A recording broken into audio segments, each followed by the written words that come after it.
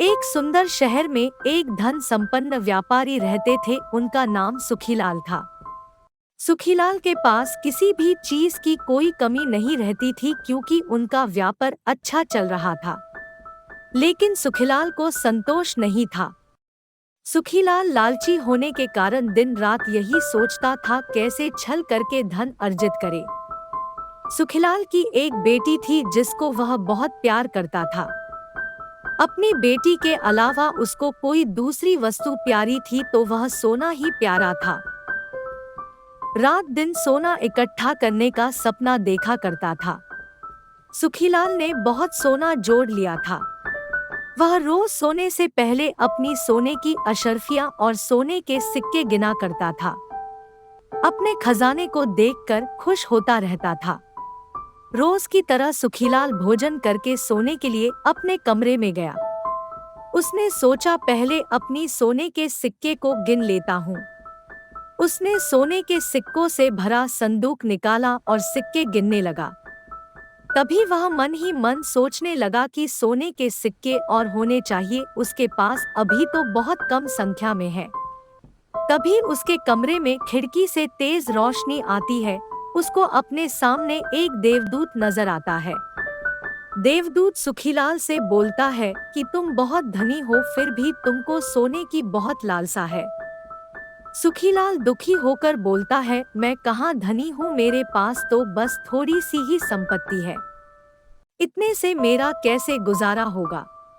देवदूत बोले, तुम्हें इतने सोने से भी संतोष नहीं है और कितना सोना चाहिए तुमको। सुखीलाल ने बोला, मैं तो चाहता हूँ कि जिस भी वस्तु को हाथ लगाऊं वह सोने की हो जाए। देवदूत बोला, ठीक है, कल सुबह से जिस भी वस्तु को स्पर्श करोगे वह सोने की बन जाएगी। अब तो सुखीलाल की आंखें खुशी से फैल गई। रात भर उसको नींद नहीं आई। सुखीलाल तो सवेरा होने का इंतजार नहीं कर पा रहा था। सुबह हुई, सुखीलाल ने सबसे पहले पानी के गिलास को स्पर्श किया, वह गिलास सोने का बन गया। एक कुर्सी को छुआ तो कुर्सी सोने की बन गई। फिर धीरे धीरे उसने जिसको छुआ सारी वस्तुएं सोने की बन गई। अब वह बहुत खुश हो गया। सुखीलाल अब पागलों की तरह खुशी में नाचने लगा। बगीचे में गया और पेड़ पौधे को छूने लगा। पूरा बगीचा सोने का हो गया, फूल पौधा सब सोने का हो गया। दौड़ते नाचते सुखीलाल थक गया। उसको प्यास लगने लगी। उसने पानी के गिलास उठाया तो वह सोने का बन गया। भोजन करने के लिए बैठा तो थाली सोने की बन गई। थाली में सोने की रोटी, सोने की सब्जी, सब कुछ सोने का हो गया।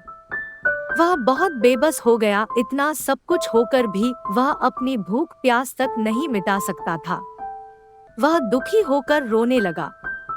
तभी उसकी प्यारी बेटी खेलते हुए उसके पास आई। पापा को दुखी देखकर वह उदास हो गई और अपने पापा के आंसू पोंछने लगी। सुखीलाल ने अपनी बेटी को गले लगा लिया, लेकिन अब उसकी बेटी भी सोने की बन गई थी। अब वह पागलों की तरह रोने चिल्लाने लगा। देवदूत को उस पर दया आ गई। वह उसके पास पहुंचे। सुखीलाल रोते हुए देवदूत के सामने उसके पैरों में गिर गए। उनसे माफी मांगने लगे। प्रार्थना करने लगे कि आप अपना वरदान वापस ले ले। देवदूत ने पूछा, सुखीलाल, अब तुम्हें सोना नहीं चाहिए? अब तो तुम्हारे पास गिलास, कुर्सी, सब कुछ सोने की है। सुखीलाल हाथ जोड़कर बोला, मुझे सोना नहीं चाहिए। मैं अब समझ चुका हूँ मनुष्य के लिए सोना जरूरी नहीं है, लेकिन भोजन, पानी, पेड़ पौधे यह बहुत जरूरी है। इनके बिना किसी का काम नहीं चल सकता। मुझे अपनी गलती का एहसास हो गया है। मैंने लालच में अंधा होकर अपनी प्यारी बच्ची को भी सोने में बदल दिया। मुझे माफी दे दीजिए। देवदूत ने उसकी विनती सुन लिया। सब कुछ अब पहले जैसा हो गया। उसकी बेटी भी हंसने मुस्कुराने लगी। सुखीलाल को अब समझ आ गया था, हमें कभी लालच नहीं करना चाहिए। ज्यादा लालच करने से जो उसके पास है वह उसको भी गंवा देता है।